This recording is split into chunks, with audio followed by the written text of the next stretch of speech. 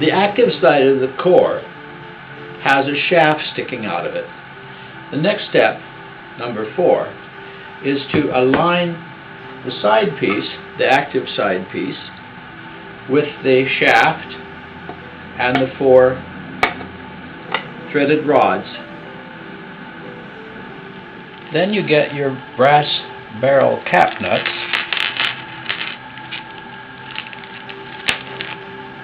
and start them on the threaded rods.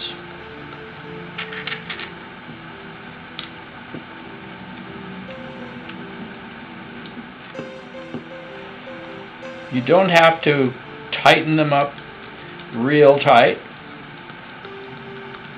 just snug up against the wood.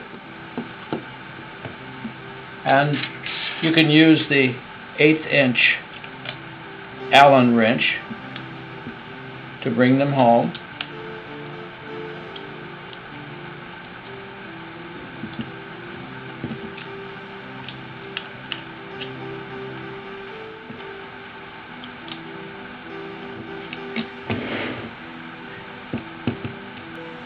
That's step 4.